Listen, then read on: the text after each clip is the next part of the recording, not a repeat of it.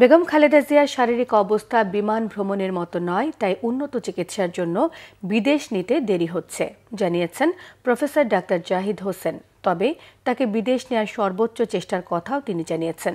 বেগম খালেদা জিয়া এর চেয়েও প্রতিকূল অবস্থা থেকে ফিরেছেন উল্লেখ করে ডাক্তার জাহিদ বলেছেন, এবারও তিনি আল্লাহর ইচ্ছায় সুস্থ হবেন।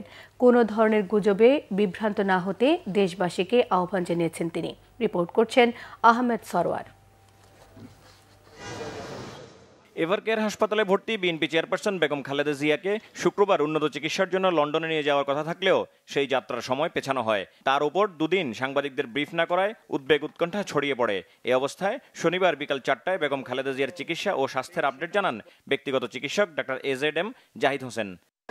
জরুরিভাবে মেডিকেল বোর্ডের সভা করে এবং একসাথে বসে সিদ্ধান্ত নিয়েছিল যে ওই মুহূর্তে ওনার ফ্লাই করার সঠিক হবে না।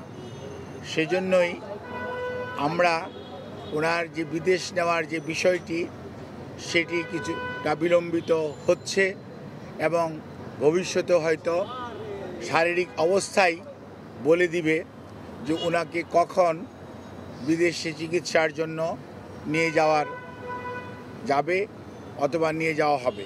আল্লাহর অশেষ সহমতে সব সময় উনি এসছেও প্রতিকূল অবস্থা থেকে আল্লাহ ওনাকে সুস্থ করেছেন। আপনাদের সবার দোয়ায় আমরাও এবার এবং মেডিকেল বোর্ড অত্যন্ত আশাবাদী যে এবারও ওনার যে শারীরিক জটিলতা এটা থেকে আপনাদের দোয়া এবং আল্লাহর অশেষ মেহেরবানিতে ইনশাআল্লাহ দেশনেত্রী বেগম খালেদা জিয়া সুস্থ হবেন।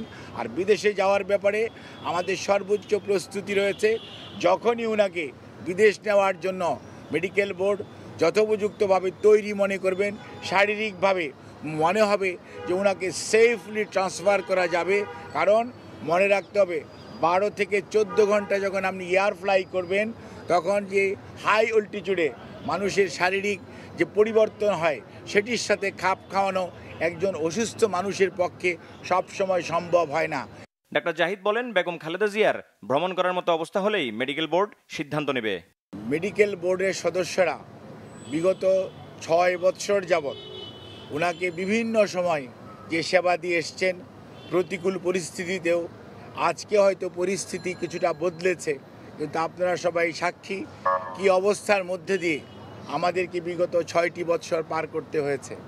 কাজে এই অবস্থার মধ্যে মেডিকেল বোর্ডের সদস্যরা অত্যন্ত দৃঢ়তার সঙ্গে এবং অত্যন্ত professionally they are handling the matter এবং আমেরিকা থেকে এবং বাংলাদেশ থেকে যারা অংশগ্রহণ করছেন এবং সুদূর চায়না থেকেও সবাই কিন্তু ওনার ফিজিক্যাল কন্ডিশনের উপর সবচেয়ে বেশি গুরুত্ব দিচ্ছে। এবং আমরা মনে করি আমরা সবাই দেশের সকল মানুষ ওনার সুস্থতা চায়।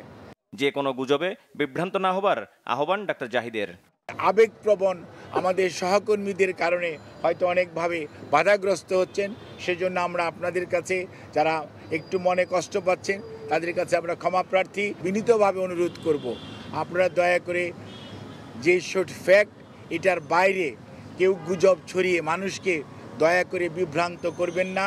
আপনারা দয়া করে বিভ্রান্তও হবেন না, দয়া করে কেউ বিভ্রান্তি ছড়ানোর চেষ্টা করবেন না। ওনার শারীরিক সুস্থতা এবং চিকিৎসা মেডিকেল বোর্ডের যখন পরামর্শ হবে তখনই ইনশাআল্লাহ ওনাকে বিদেশে নিয়ে যাওয়ার হবে। তবে সবার আগে মনে রাখতে হবে ওনার চিকিৎসাটাই সর্বোচ্চ প্রাধান্য পাবে। এদিকে শনিবার বিকাল 3টার কিছু পরে এভারকেয়ার হাসপাতালে যান বেগম খালেদা জিয়ার পুত্রবধূ ডাক্তার জুবাইদা রহমান। তিনি শারীরিক অবস্থার সার্বিক খোঁজ খবর নেন। তারপরেই সাংবাদিকদের ব্রিফ করেন ডাক্তার জাহিদ হোসেন। আহমেদ সরওয়ার, বাংলা ভিশন, ঢাকা।